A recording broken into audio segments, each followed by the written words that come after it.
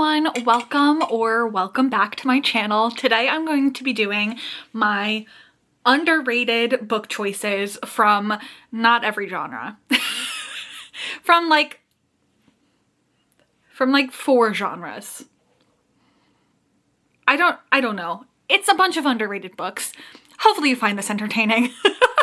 So the first genre I want to focus on is romance, and I have 2 romances that I want to talk about.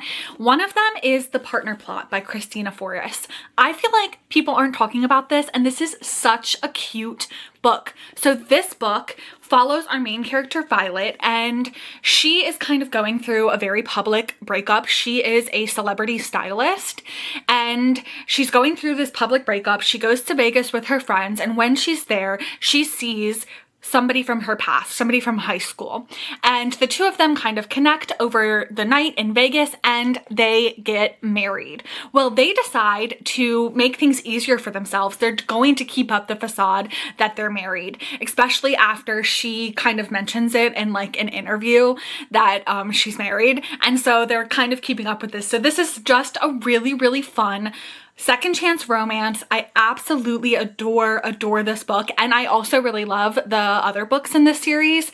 Kristina just writes a really, really, really good, fun romance, and I feel like they're not talked about enough. So that's the first book. So the next book that I think is really underrated is probably not going to feel very underrated if you watch my channel, because I talk about it a lot, but I feel like the discourse on the internet, people don't talk about it as much as I wish that they would, and that is Real by Kennedy Ryan. This is my favorite romance of all time. I absolutely love this book with all of my being. It is incredible.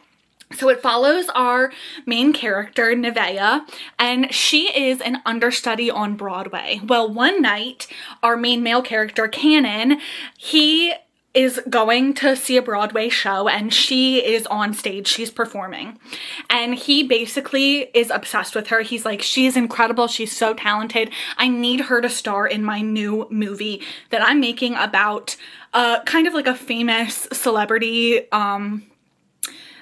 during the Harlem Renaissance. So they're doing, I think her name is like Desi Blue or something like that. Desi Blue. So he's doing like a biopic. So he's doing a biopic on this famous woman, Desi Blue, and he needs her to play the main character, Desi Blue, in this biopic. And like I said, he's a very famous director. So she gets chosen, she goes to Hollywood, she's involved in all of the things that happen in Hollywood, but she's also dealing with an illness. She has lupus.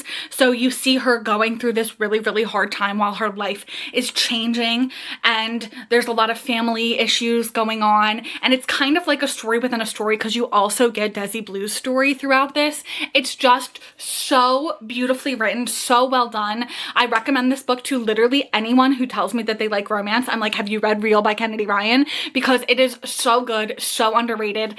I am obsessed with it. The next genre is really, I don't really know what to call it, because it's women's fiction, but there is magical realism in it. So it's just one book that I want to talk about. So that's what I'm saying about like the genres. I don't know. This book, Expiration Dates by Rebecca Serle, is a women's fiction book that has some magic in it. So basically, our main character, Daphne, she has for her entire life gotten a slip of paper every time she starts dating someone that has the name of the person and how long the relationship is going to last. She's had this her entire life.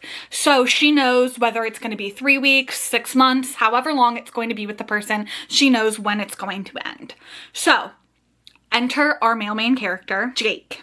And when Daphne goes on a date with Jake, she gets a slip that has Jake's name on it, but has no expiration date. So she's like, this is going to last for forever. But you know, she's struggling. She doesn't know how to handle this information because it's something that she's never experienced before. So the two of them go through all sorts of things throughout the course of this book, and I really, really, really enjoyed this. It really took me by surprise, and like I said, I feel like people aren't talking about it enough, and I feel like it needs a little bit more love. So that's Expiration Dates by Rebecca Serle. So the next book I want to talk about is a thriller, and that is The Butcher by Jennifer Hillier. I loved this thriller so much. It took me by surprise. This was picked for a book club and I was like, I'll give it a shot. Wow, I was hooked, and I feel like nobody talks about this book. It's so good. So basically, The Butcher was this serial killer back in the day, and there was a detective who discovered who he was, locked him up, etc., etc. Case closed. Well, now in the current present day, some information is coming out that maybe the butcher is not the person that they thought it was. Maybe the butcher is somebody else entirely. So we have the detective character, we have the detective's grandson who is a journalist who is looking into this, and then we have another perspective in this book from a woman who is like very much enthralled by this case and this situation. She's like involved. So it's very interesting to see how this book goes and how everything unfolds. It is so good. It took me by surprise, but it's super entertaining. It'll hook you from the very beginning and lead you all the way to the end. I absolutely loved this thriller. So the next genre I want to talk about is historical fiction, and I am a lover of historical fiction, so I have a couple books that I want to talk about. The first one being Lovely War by Julie Berry.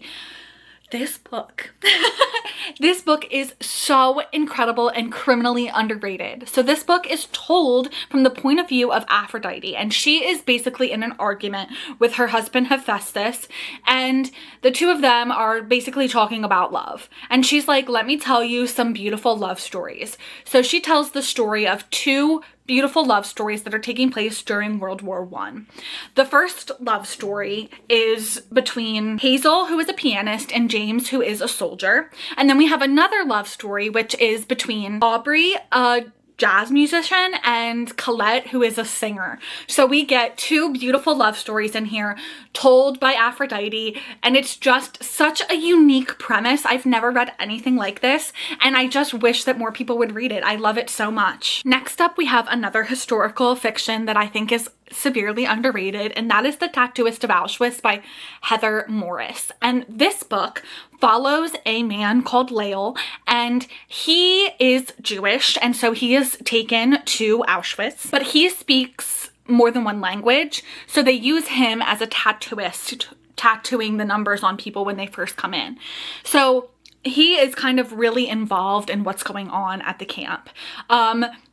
Then he starts kind of doing like little things to kind of rebel against what's going on, and he eventually meets Gita, and the two of them fall in love, and it's just such a beautiful story. It's based on a true story.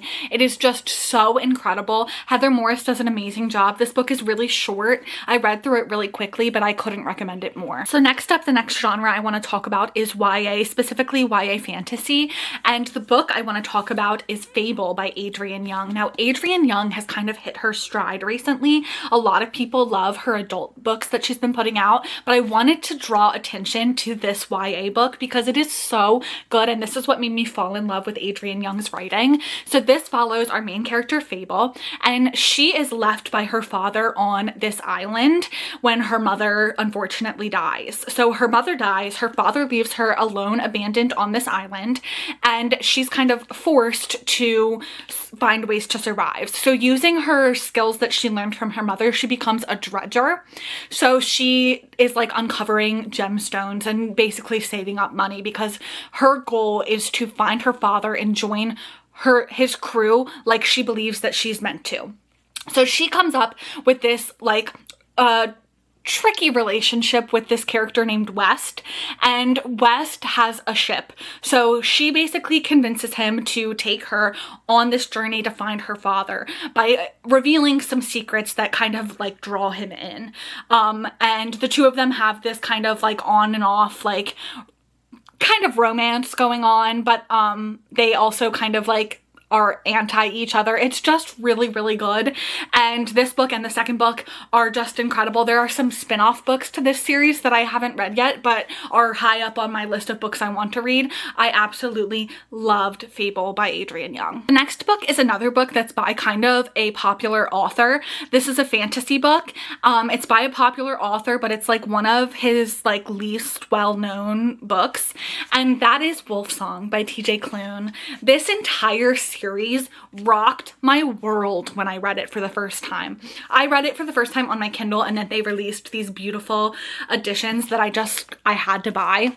So Wolfsong by TJ Klune follows our main character Ox, and he's kind of I don't want to say shy, but he's kind of like insecure, and he is just like this normal dude, and he meets the Bennett family. So the Bennett family are a family of shape-shifting wolves. That's right, they're werewolves. And so he kind of gets enthralled by this community of werewolves.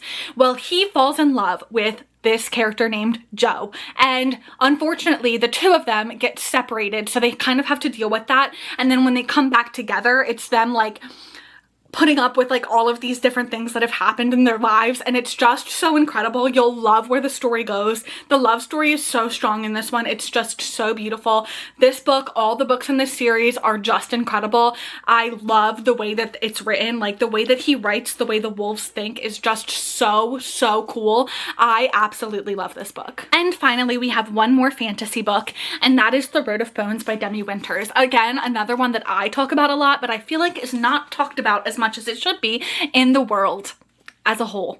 So The Road of Bones follows our main character Serle, and Serle's father is killed in front of her. So she kind of has to figure out something, like she has to run. She wants to escape. She doesn't want to get murdered too.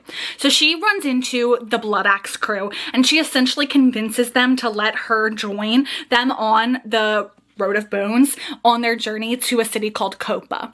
And meanwhile, she's having like a little bit of an enemies to lovers type of romance with somebody. She's navigating all these relationships. It's just so incredible.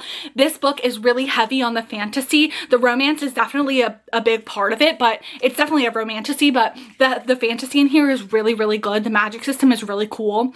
And our main character, she's kind of like grappling with the fact that like what her magic is in this world. It's just so incredible.